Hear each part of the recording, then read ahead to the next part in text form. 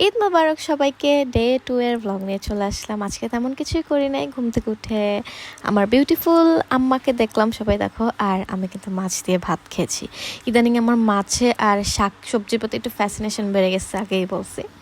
খাওয়া শেষে চা খাইলাম। চা শেষে ছোটদেরকে বকাবকি হচ্ছিল, সেগুলোই খুব এনজয় করছিলাম। মানে ওরা এত দুষ্টামি করে, এই জন্য ছোটো মামা মশা মারছিল আর কি, তাও হচ্ছে ওদেরকে একটু ভয় দেখাচ্ছিল। যাই হোক, সন্ধ্যাবেলা এক নানু এবং আন্টি আমাদের জন্য বউ এবং ভর্তা রান্না করে আনছে, এত যত্ন করে, মাশাল্লাহ এত মজা হয়েছে।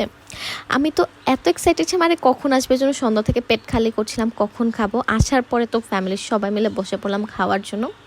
আমি তো ভর্তা অনেক পছন্দ করি, আমি বাইরের ভর্তা একদমই পছন্দ করি না, একবার একটা বাজে এক্সপিরিয়েন্স হয়েছিল। সো বাসায় সবাই মিলে অনেক হই হুল্লোড় করে খেয়েছি। অ্যান্ড হেয়ার ইজ সূর্য পাখি বস্তি একটা। আর আমরা সবাই নিচে বসে খেতে পছন্দ করি। এই যে এই আন্টিটা নিয়ে আসছে, তাদের রান্না অনেক মজা মাশাআল্লাহ, আর আমাদেরকে অনেক বেশি আদর করেন তারা। তাদের বাসায় ইনশাল্লাহ একদিন ঘুরতে যাব। আর এই যে সূচো বলছে সে ওষুধ খাবে, এই জন্য 2 ভাই মিলে 2 বারে পানি এনে দিয়েছে। আর এরা এত বাদরামি করে। আর এ তো আমাকে বলছে যে আপু আমাকে একটা চকলেট দাও, আমি এটা করে দেবো। আর তারপর আমরা ফানটা খাইছি। আর এই যে ফকিরগুলাকে আবার মামা বকতেছিল, মামার শার্টটা অনেক সুন্দর। যাই হোক, আর এরপর আমি মুভিটা দেখছিলাম। ওদেরকে আমি বেসিক্যালি আমার ল্যাপটপ দেখতে দিই না, কিন্তু আমার হাত পা টিপে দিয়েছে, সেই জন্য দেখতে দিলাম।